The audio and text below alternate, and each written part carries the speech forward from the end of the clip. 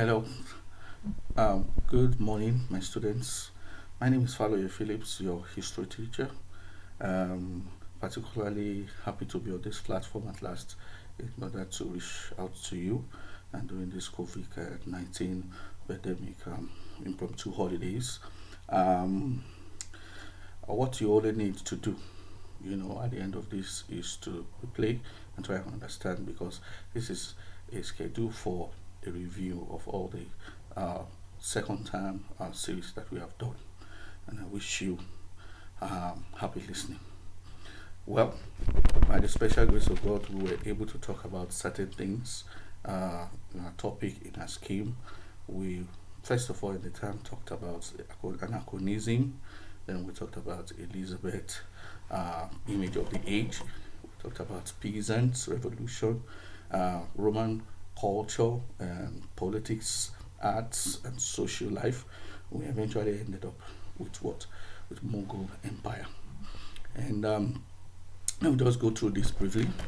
And if you have any questions, please, I would advise that you further through your questions through the virtual platform.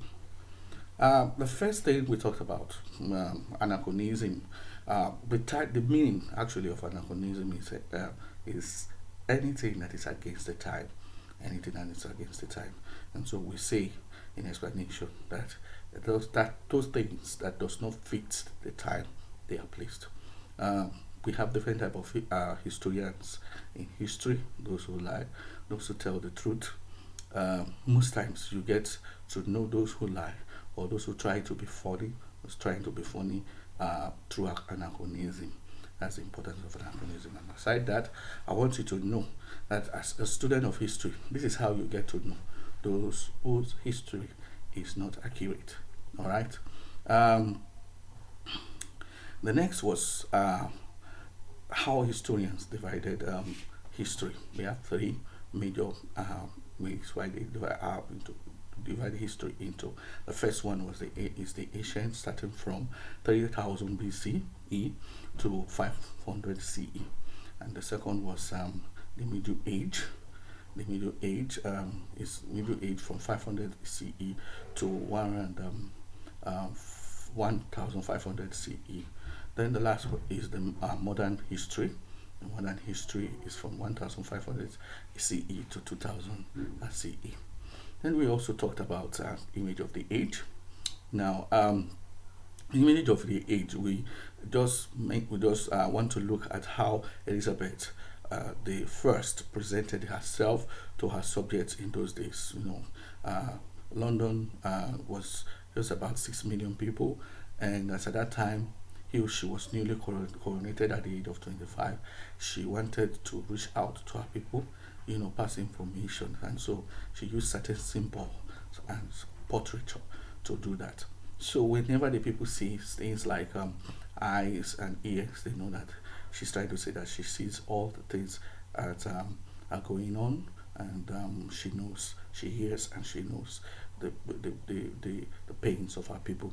Rainbow actually in her picture depicts peace in storming time, that she could bring succor to her people in storming time.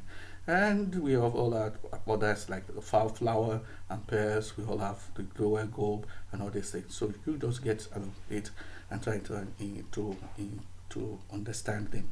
Then we have the peasant revolution. During that uh, time when we studied this, we had spare time understanding why people revolt. You gave examples of how why you may revolt. Uh, yeah. We also talked about uh, the reason for revolt in the 1881 revolution was actually against King Richard II, and it was due to the introduction of poll tax, and the introduction of servitudes. Whence the nobles had upper hand and were making the life of the peasant miserable. They could not take it anymore. As at that time, they had a savior in John Ball, a monk who started telling them that God didn't create the rich and the poor in a different form. That God created everybody. They have the right. God created everybody the same, and they have the right to ask for, you know, more money in their efforts, in their job, in their labor, and so on and so forth.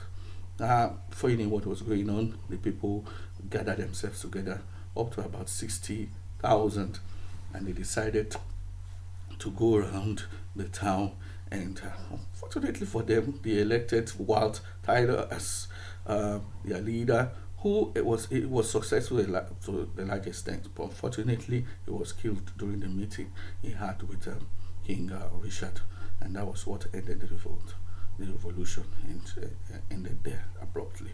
But the impact was that uh, more wages were given to the poor, the peasants, for their labor. And we talked about Roman culture. Roman culture, we talked about several things, major things like architecture.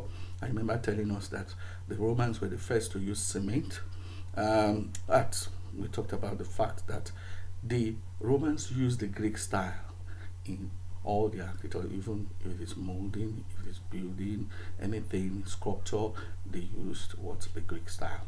Yeah, in literature, people were noted in the notable people, very, very famous people in the Roman times were Horace.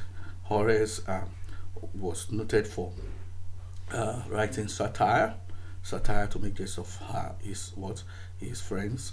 Then we have Virgil. Virgil was a poet. Then we have Livy. Livy, who 35 books was able to survive out of the 140 he wrote. We went on. We went on and we talked about things more. And what are those? We talked about the Mughal Empire. That was what actually ended our classes, the Mughal Empire. And in the Mughal Empire was between 1526 to 1707, more than about 1,000 years. The Mughal Empire existed, right from Babur to Humayun to Akbar to Jahangir to Sanjay Khan and Aurangzeb. All these leaders were notable for one characteristics or the other, which elevated them, which enlarged their kingdom the more and made them more famous during their time. This Mughal Empire, we said, was an empire that majorly expanded through the Persian Empire, China, India majorly took major part of India, and was across the Arabian Sea and the Bengal Bay. All right. Babur, for instance, was the founder of the empire itself, and he was what? He was a fighter and a revolutionary trailblazer. He gave birth to Humayun. Humayun was a luckyless leader because he had to fight his way to expand the empire. He died young. Abgar was a great leader who came and did very, very great works, expanding the kingdom. Then most of the empires around dreaded the Muslim Mughal Empire. Then we have the Shah Jahan. Shah Jahan ruled between 1627 to 1658. India was referred to as a modern builder, very, very high in aesthetic taste and great work. Aurangzeb was the one who actually put the empire down because he was an intolerant leader. I want to encourage you. This is the end of the class, just to encourage you to work harder, to look at all these things, and I believe that as you do so, blessings will be yours because you come out doing well. God bless you.